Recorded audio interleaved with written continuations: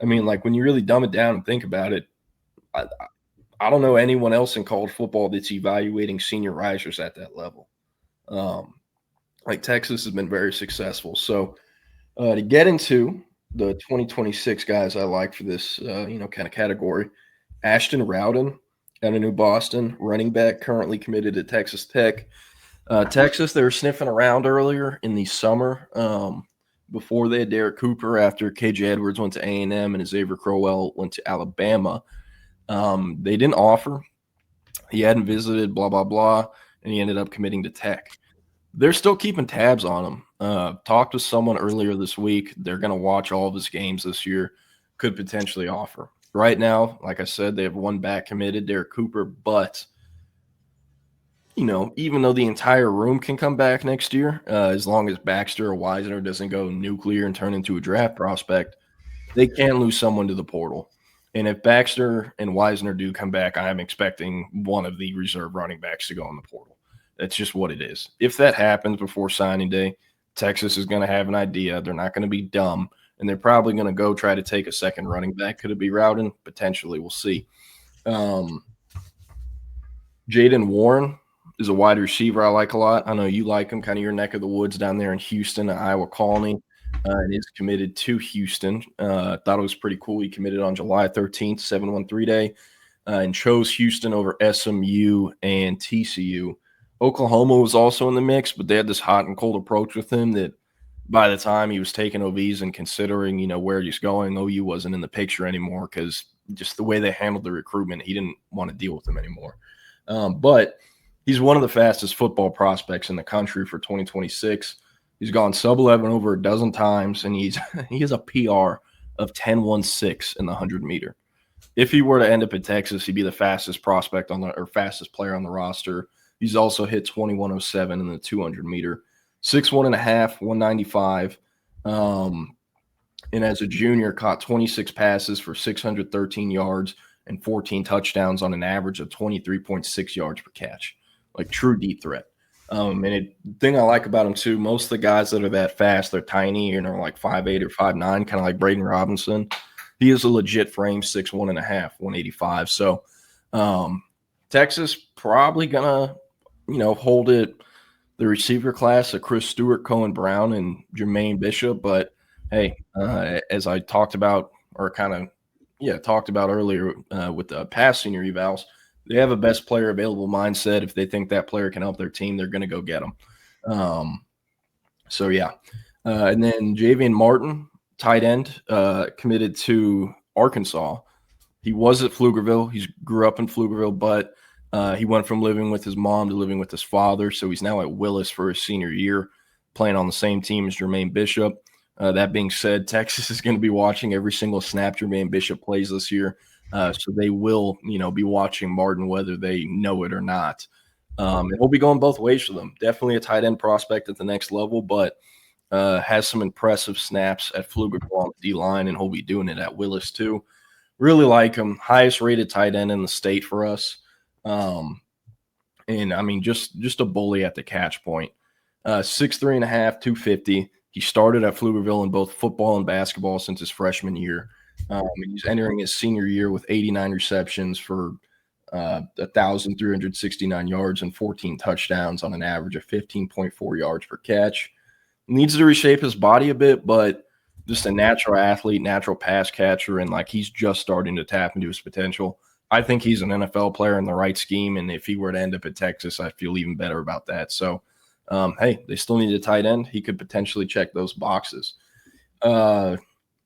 This is one kind of in the weeds a bit, but Rhett Gray out of Weatherford, he's a Houston commit offensive tackle, and he has long-term left tackle traits to hang on the perimeter on the left side, which is not an easy thing to find. Legit 6'7", 290-pounder. Very few tackles are actually 6'7". They list themselves at that, and they're 6'5". This dude is verified 6'7". 34-plus inch arms, comes from a basketball background, plays hoops at Weatherford, and talked to someone at TCU in Houston earlier this summer. This was the highest graded offensive tackle for either program that they hosted on official visits. He did commit to TCU, was committed for a few weeks, and then he flipped to Houston.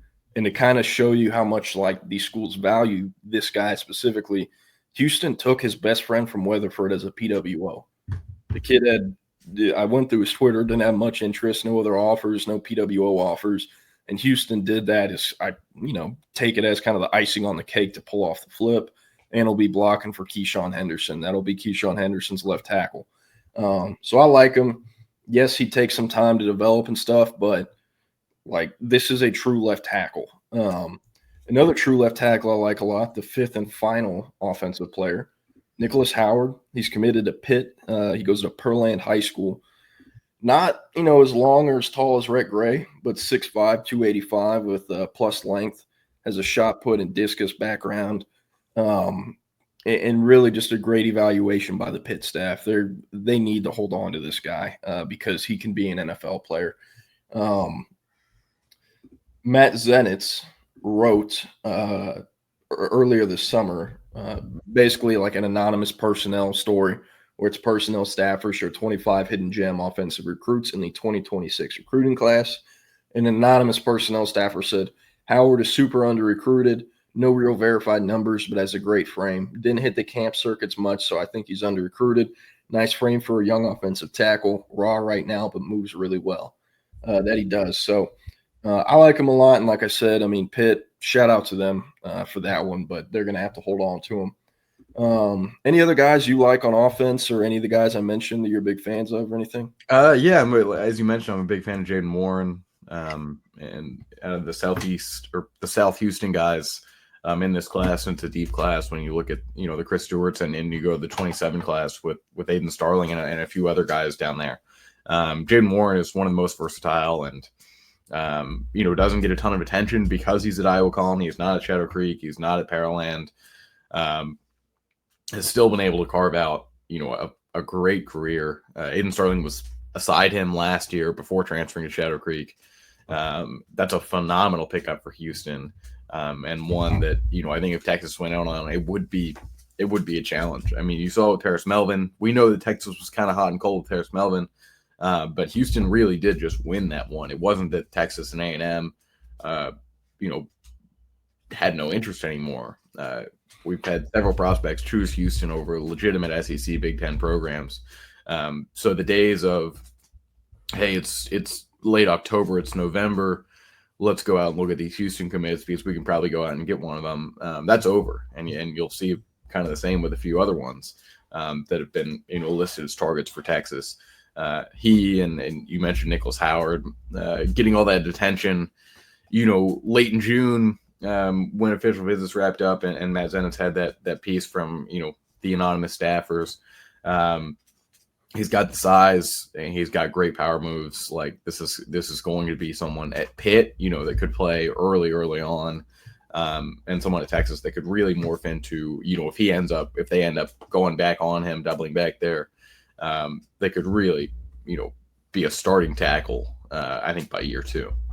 Yeah. And even with like Nick Howard, like if it's not going to work on the perimeter in the SEC, like you said, he's super powerful. He can be guard. I see a bunch of questions here. We'll come back to him after I'm done with defense. But on defense, I have 7. Carter Buck, my boy from Lake Travis, TCU commit. Committed to TCU pretty early. He did it after visiting them in January for their junior day. Has a few other Power 4 offers, mostly like Big 12 programs, TCU, I believe Baylor, a few other ones, Arizona. But with him, like you ask anyone at Lake Travis on that staff, who is the best D lineman y'all have had the last few years, whether Gus Cordova, who many people know that name because of the peanut butter deal, or Ben Duncombe, a defensive lineman they have committed to Kentucky, or Buck. The answer is always Buck, and they tell you that before you're even done asking the question. That's how they view him. Really, really good player. 6'5", 240 pounds. Doesn't have like crazy Jermaine Carlton length, but he's pretty damn long. He has, the plus length. Played in 12 of LT's 15 games in 23. Had 48 tackles, 5 TFLs, 2 sacks. Was the 3rd leading returning tackler in 2024. And then as a junior this past season, had 78 tackles, 17 TFLs, 6 sacks, 1 batted pass, and 1 forced fumble. They also use him on the goal line as a blocker. And he was blocking all season. And then in one game, since the other team was expecting him to block, he kind of did this like delay fade route and they hit him for a 3-yard touchdown. So, functional athlete as well. He's like the 110% effort guy that plays with his hair on fire. And just a really, really good player with, like, what the floor is with him, I feel like. And as a junior, even though he missed 2 games with an ankle injury, he was the 3rd leading tackler. Doesn't compete in track and field, but he does come from a pretty damn good baseball background. Was a pitcher before going all in on football. He doesn't play baseball anymore, but he clocked an 86-mile-per-hour fastball in the summer between his freshman and sophomore year. And at that time, he was also ranked as the number 500 overall prospect and number 144 right-handed pitcher by Perfect Game, which is kind of the authority for baseball rankings. So I like him a lot. So does our scouting team. He's an 88 graded 3-star, but like they're watching every snap he plays this year because he does have potential to finish in the top 247. In Manchester Red, we're going through senior evals. I did 5 guys on offense, and now I'm doing 7 on defense. Kind of just guys we like that makes sense for Texas to evaluate as seniors and potentially offer. So, yeah. And then also out Lake Travis, I got to talk about him. Ben Duncan, talked about it a bit yesterday. Like, he's a longer-term project guy that needs development. In Texas at the stage they're in, they don't really have to do that anymore. They don't have to go after these guys because they're getting Bodney Cleveland's. They're getting, Dylan Behrman's, guys who can potentially play year one if they have to. And that, yes, they need development, but the curve isn't as long as it is with Duncan. So I'd love if they went after him. He's a guy who can bake in the lab for a few years, and then year 3, year 4, he comes out of nowhere, and everyone's like, where did he come from? Really good shot putter, has a PR 56.9. He went to state in the 6A meet, finished, I think, like 6th or 7th. And he's also PR'd at 171.10 in the discus. Committed to Kentucky over K-State, Oak State, and Wisconsin. But Auburn and Colorado have offered him in the last few weeks, and they're both pushing to flip him. He's probably going to take in-season either OVs or unofficials to both of those programs. So, hey, Kentucky, they'll have to hold on to him. Also has some Texas ties. Father played at Texas in the 80s. Brother signed at SMU in 2020. And then his uncle also played at Texas, Bobby Jr. So, yeah. And then at linebacker, because boy, do they need linebackers. This is a guy that was actually put on my radar by Hudson Standish. His name is J.J. Bush. He goes to Theodore in Alabama. Just southwest of the Mobile area, similar neck of the woods that KJ Lacey's from at Saraland. In fact, they actually are in the same district together and have played each other the last few years. Run and hit linebacker, 6'3", 210 pounds. Stats don't exist because it's Alabama football and they don't track it like Texas does. But they do in basketball. And he's a really good basketball player. Averaged 19 points a game, 8.5 rebounds a game, and had 67 steals as a junior, and was selected first team all-region by, like, the newspaper down there. Actually, no, they do have stats. My bad. I'm confusing with someone else.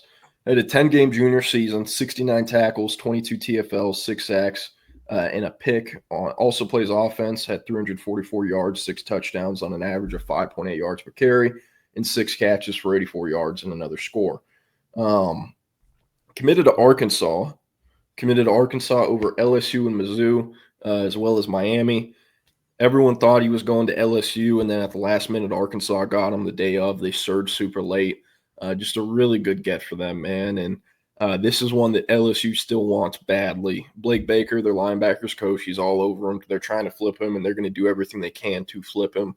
And a guy that I really think Texas should offer because they need backers, and this dude is more than legit. So, and also, like, hey, I think they should have done it years ago, but Sam Pittman is still on the hot seat. If he gets fired before signing day, this dude is not going to Arkansas. So, also something to keep in mind. Another linebacker, or he would play linebacker. He's an athlete for us. Lakeelion Graves out of Kilgore. In the back end of the top 247, plays all over the field for Kilgore, running back, receiver, tight end. On defense, he's a nickel, corner, safety, backer. He even comes off the edge sometimes. Like, he does it all. and one of those guys that just rises to the occasion.